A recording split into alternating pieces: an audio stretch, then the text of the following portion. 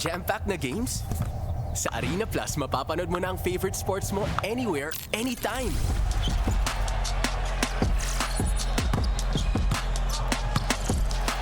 Keep track of real-time stats para updated ka sa bawat galaw.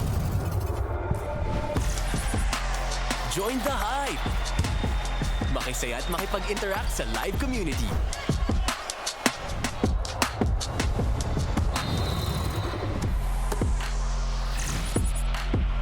Suportahan ang iyong favorite team and go all in.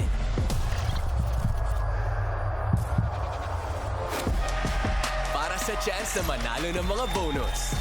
Catch your favorite sports and join the Arena Plus family.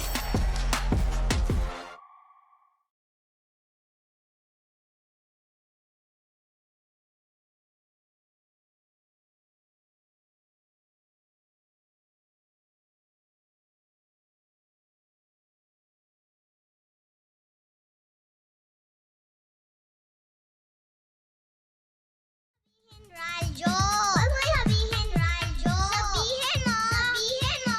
Energy! Energy! Sa Arena Plus, mapapanood mo na ang favorite sports mo anywhere, anytime. Maging updated sa bawat galaw ng laro. Suportahan ang iyong favorite team and go all in. Join the Philippines' best sportsbook at arenaplus.ph. Awarded by Sigma Awards 2025. For more information, visit www.pagcor.ph/regulatory or email keepitfun@pagcor.ph. Gaming for 21 years old and above only. Game responsibly. Keep it fun. Sama-sama sa Arena. Visit arenaplus.ph for more information. Arena Plus. Chika sa Arena!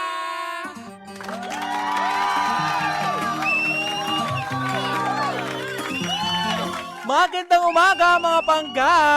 Ako po ang inyong Tita Cora at ito ang mainit na usapan at chikahan sa Chika sa Arena, hatid sa atin ng Arena Plus, astig sa sports. Pangga, sisimulan na ng PBA ang quarterfinals ng Season 50 Philippine Cup ngayong araw ng Pasko sa Smart Araneta Coliseum.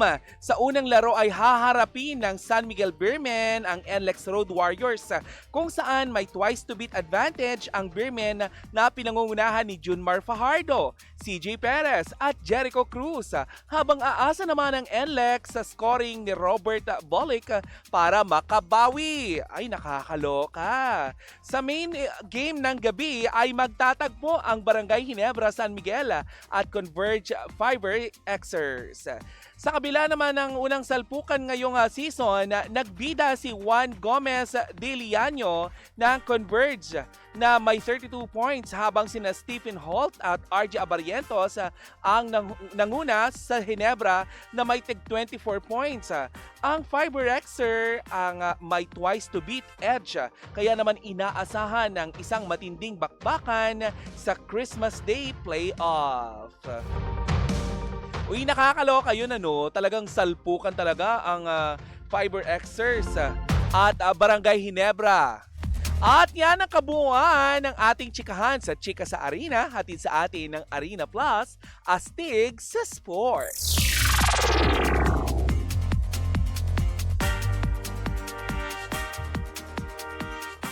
Sa Arena Plus, mapapanood mo na ang favorite sports mo anywhere, anytime. Maging updated sa bawat galaw ng laro. Suportahan ang iyong favorite team and go all in.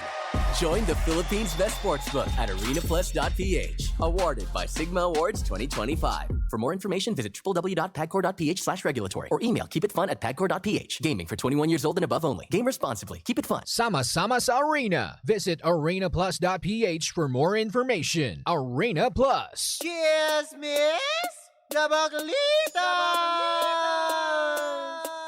With Tita Cora and Kapitana Sisa. We are number 106.7 Energy FM. Panggawag mong sabihin radyo, sabihin mo Energy. Happy Merry Happy birthday, Lord. Merry Christmas in advance. Dahil ilang oras na lang, Pasko na! At sa lahat ng mga nagse-celebrate ng kanilang birthday, happy birthday, Pangga! Happy birthday! Nakakaloka yung birthday mo, Christmas Day, di ba? Or desperas ng Christmas. At least isang handaan na lang, di ba? Wala nang dahilan para magtipid ka. Kasi kapag tinipid mo, ginawa mong 500 pesos lang, yung budget mo sa paghahanda, ay nako, baka tipidin din ni Lord yung yung ibibigay sa'yo na na blessing. Wag ganon. Baka magtipid si Lord sa'yo next year, nako. No, cannot be. Pero eto, dagdag lang natin sa iyong sa iyong 500 pesos, baka kasi manalo ka dito, di ba? Sino ba naman ang ayaw ng fun and exciting laro? Laro Lalo na kung boring ang oras mo. Kung mahilig ka rin lang naman magtongits at iba pa, tara na sa Game Zone. Fun, believable sa Game Zone dahil you play a real game of tongits with real player for free. May chance ka pang makipag-split ng over 34 million pesos at may chance ka pa to claim up to 14,640 pesos daily. Uy, ang laki niyan. Ang makukuhang cash credit ay pwede mo rin gamitin palaro sa kahit anong game. Kaya rin itong i-cash out at may 2 event araw-araw. Naku, panggaji ka na ba? Visit gzone.ph sa kanilang social media account on Facebook, Instagram at TikTok na may username na @TaraGameZone. G ka na ba sa Tong Eats? Tara na sa Game Zone. Tandaan, Pangga, na gaming is dapat fun lang. Visit padcore.ph/regulatory or email keep it fun at padcore.ph. Promo runs from January 1 to December 31, 2025. EGLD reference number MKTG 2024-2564. Tandaan, Pangga, na gaming is for 21 years old and above only. Gambling can be addictive and learn when to stop.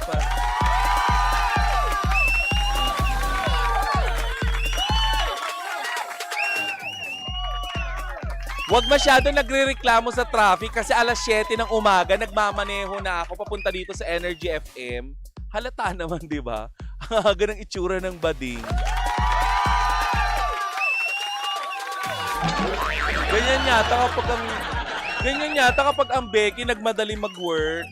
Parang naligo lang. Hindi naglagay ng kahit anong kolorete sa mukha. Diba? Ganyan lang. Diba? Pasko ni. Dapat kung ano yung natural, yun ang ipakita mo. Uy, Pangga, Pasko na. Yung may mga kaalitan, kung merong katampuhan, pagkakataon mo na to upang makipag-ayos. For sure, kapag binati mo yung galit sa'yo ng Merry Christmas, hindi ka niyang didedmahin. Pero kung may utang sa'yo at ayaw magbayad sa'yo, huwag mo nang batiin. Sigilin mo. Diba kasi marami dyan yung ang dami nilang utang pero ang dami din nilang handa sa sa Noche Buena. Okay lang din naman. Diba? Na marami kang handa as long as hindi mo inutang. Kasi parang hindi gusto ni Lord na ganun, mabaon ka sa utang. Parang cannot be. Lalong-lalo na yung mga Pangga natin na ipinangungutang yung yung Noche Buena nila. Naku, next year, talagang sasalubong naman sa inyo ang katakot-takot na hulog sa mga utang nyo. Diba? Pero ayun na nga, Pangga. Pasko na, marami kang maaalala, medyo malulungkot ng very late kasi may mga, alam mo yon, may mga kasama ka last Christmas na ngayon ay hindi mo nakasama. May mga kasama ka last Christmas na nakipaghiwalay na sa'yo. Alam mo, Pangga, okay lang yan. Naiintindihan ko yung pakiramdam mo. Welcome sa lihim ng aking liham. Tsara, hindi magdadrama. Katatapos lang ng programa ni DJ Lindsay, hindi tayo yon, di ba? Nakakaloka.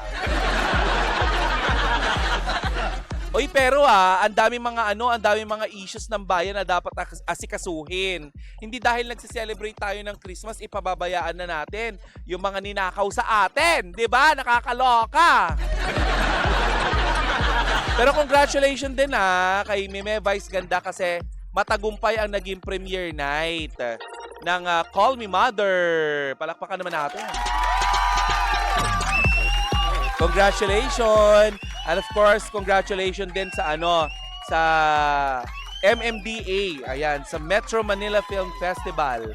Ayan, dahil napakamatagumpay ng event, 'di ba, ng Metro Manila Film Festival. Pero sa December 25, mga pangga, sabay-sabay nating suportahan ang naggagandahang pelikula, ayan, ng Metro Manila Film Festival. Pagkakataon na natin 'to upang suportahan ang pelikulang Pilipino.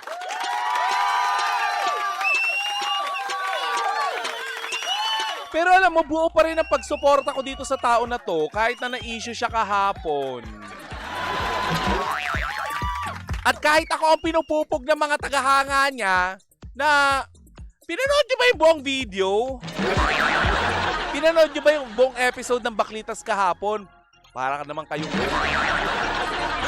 Ito na nga pag-usapan natin si Zac Tabudlo. Kasi finally, kahapon nga, nagbigay na din ng pahayag itong si Zac Tabudlo tungkol sa kumakalat na balita tungkol sa kanyang amoy.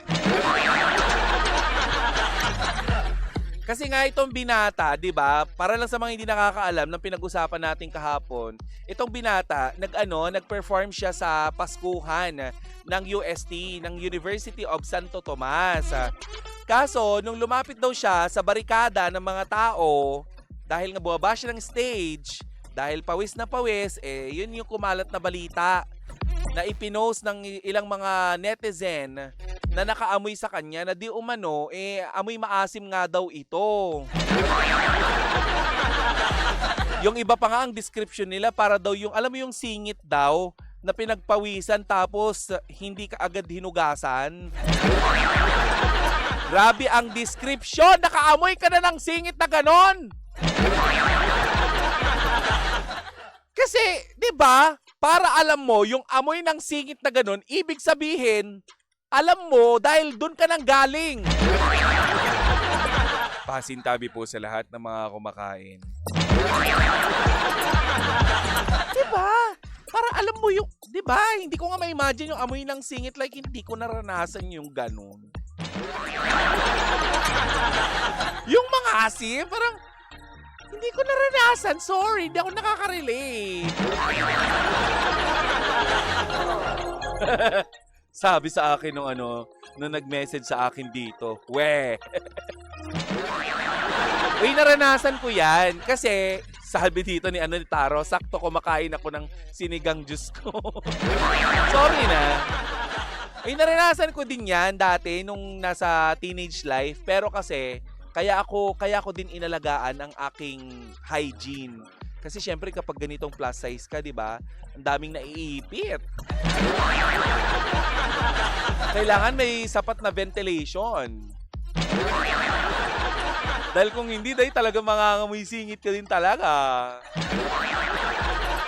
Anyway, balik tayo dun kay Zac Tabudlo. Nagbigay na nga ito ng kanyang pahayag. At sinabi nga nitong si Zac Tabudlo na yun nga, maging mabait naman daw tayo. Alam mo, sinabi pa nitong naturang binatang singer, medyo matagal-tagal na din siya sa industriya. At iba yung pagkakakilala sa kanya ng mga taong malalapit sa kanya, kabilang na ang partner niya, ang mga taong nakatrabaho niya, pati na ang kanyang pamilya. Pero kasi nga, alam mo, yun lang yung pangit sa entertainment industry ng Pilipinas. Ang dami mo nagawang magaganda. Actually, kahit naman sa ibang bansa nangyayari to. Ang dami mo nagawang magaganda, ang dami mong, alam mo yon, ang dami mong kantang magaganda. Magkamali ka ng isang beses, lahat ng yun mabubura. Nakakalungkot, 'di ba? 'Di ba? Hindi maganda yung ganung asal. Actually, sa Pilipinas, parang dito lang yata din ako nakakita ng mga racist pagdating sa amoy. 'Di ba? Kasi alam naman natin, may mga nasyon na talagang meron silang amoy, di ba? Yun talagang susulasok at sisira talaga ng araw mo. Pero sa ibang bansa kasi, parang they don't care about 'di ba? How you smell, 'di ba? Yung ganon. Basta hindi ka nakakasagabal sa ibang tao, 'di ba? Kasi yung racist ng ganon. Pero eto lang ha, pangga ha, hindi rin naman masama na alagaan natin yung ating sarili. Parte din kasi, 'di ba? Parte ng kulturang Pilipino ang pagiging malinis sa katawan.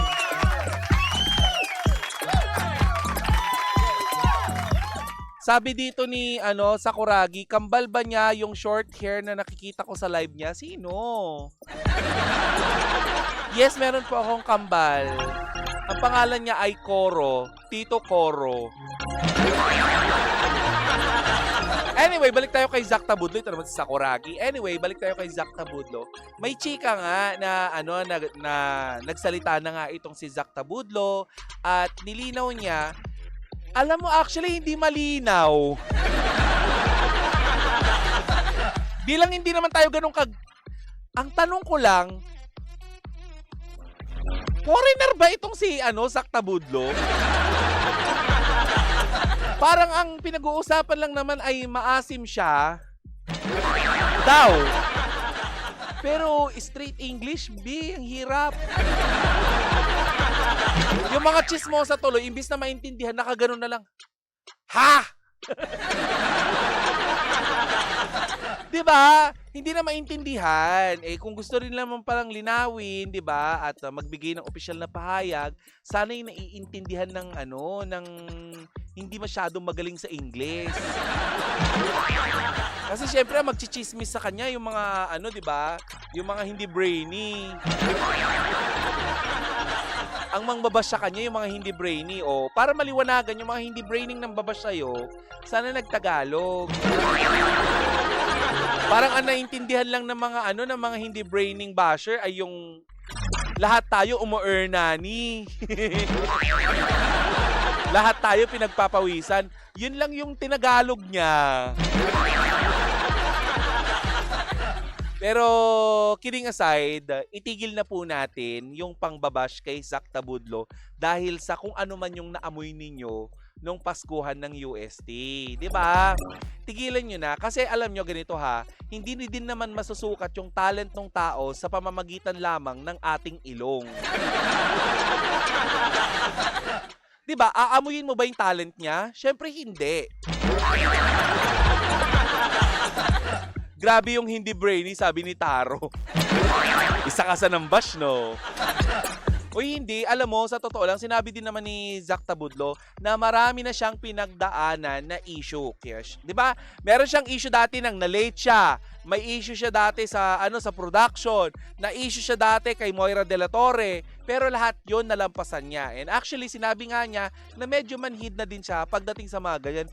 Pero iba kasi to, hygiene bakla. Diba? Ewan ko For me, machismis na akong maldita ako. Wag lang akong machismis na mabaho. Parang... Kasi B, tignan mo naman yung itsura ko, di ba? Para talaga akong mabaho. Kaya yung mga ginagamit kong perfume talagang alam mo yon, talagang ginagastusan ko, parang mas mahal na nga yata yung perfume ko kaysa sa kinakain ko. Actually, hindi na ako kumakain. Minsan sa kalye na din ako natutulog para mabango ako. Kasi ang hirap ipaliwanag na nasa radyo ka, ganito yung itsura mo, tapos sasabihin mo mabango ka? Actually, tama yung sinabi nung isa sa mga sa mga basher kahapon, mukha akong mabaho. Okay yun, pero try mo ding amuyin para malaman mong hindi talaga ako mabaho sa personal. Pero kung mapilit ka, magtuturo ako na mabaho, papangalanan ko pa. Ay, sabi ni Taro, pero favorite ko yan. Sikat yung song niya sa Thailand. Dami niya fans doon. Kaya pala nag-i-English si Zack Tabudlo, sikat siya sa ibang bansa. Well, actually, dito sa Pilipinas, sikat si Zack Tabudlo. Ano yung mga kantang, ikaw Mako, ano yung mga kantang, kanta ni Zack Tabudlo na alam mo? Yung Bini Bini. Yung Bini Bini. Alam mo bang ako'y sa'yo? Ay nako, hello sa mga nag-cute-cutang bata na nandito sa booth. Diba? Oy, pero yun panggaha, itigil nyo na ang kakabash kay Zach Tabudlo. Kung mabaho siya, di ko na mabango, di ba? Grabe kayo dun sa tao. Tsaka bata pa si Zach Tabudlo, hayaan nyo siyang mag-grow. Baka lang naman nagkataon lang na hindi natin siya nakitang di ba? Di ba? Tsaka yung body shaming, yung sinasabi yung ang taba-taba niya, mga ganun. Tigilan nyo nga. 2025 na, may ganyan pa rin, yung body shaming pa rin, di ba? Sana masama kayo dun sa dalangin ni Cara David. Alam nyo parang mas madami. Alam mo, i-manifest yung mga basher na yan. Ibigay sa universe. Para mawala silang lahat. Para kahit bumaho tayo, walang mangbabash sa hati. Ay, mag-commercial break muna tayo. At ako'y maliligo. Kaya open lagi yung CR namin dito, yung shower room namin. Kasi nilaan talaga nila sa akin dahil alam nilang asimin ng lola mo. Pero mamaya magkikwento ako sa'yo tungkol lang sa maasim Alam yan ng boss namin dito.